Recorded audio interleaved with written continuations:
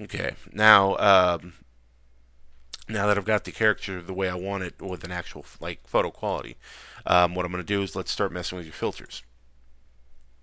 A long time ago, I was just, the way I learned Photoshop, I took a class, but, at the time I was more of a traditional artist, and for me to understand concept of computer generated art was a little confusing for me, and it took me a while to pick it up.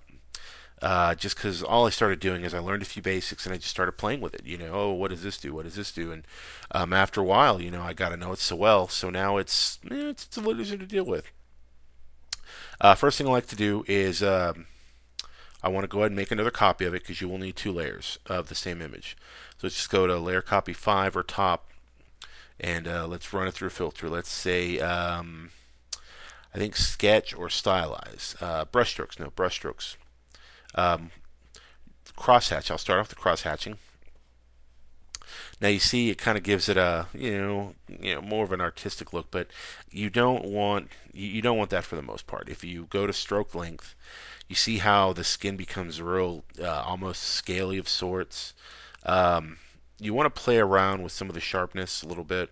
Um, as you can see, the more sharp you get, the more he tends to look like an old man. You don't want that. So keep the sharpness. Uh, Probably say maybe about a 3.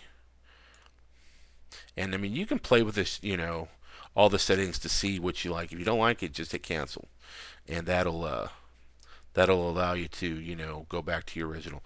Now, also in CS5, you have angled strokes, dark strokes, ink outlines. So many different little filters that you can put it through. So for the most part, I'm just going to stick with stroke length. So now that kind of gives it a more of a drawing type feel. Okay, so hit OK. Now there you got that. Now what I like to do is let's close that out. We'll go to the bottom layer and let's run another filter. This time through brush strokes, I like to put uh, accented edges.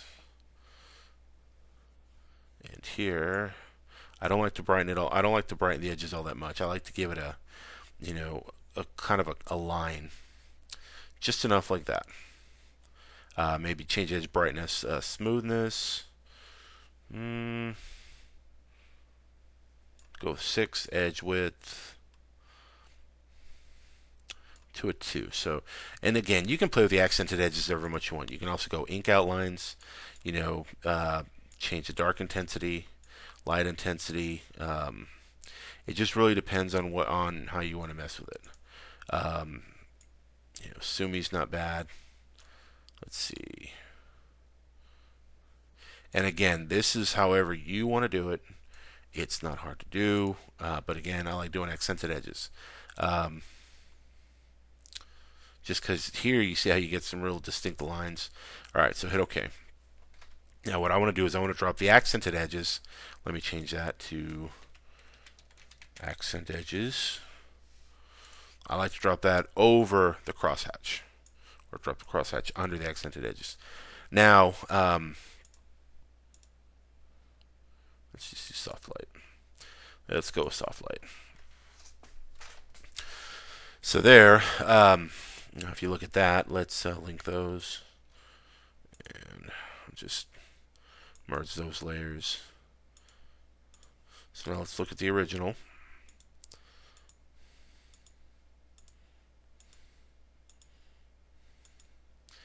And there you go. I may have gone a little fast.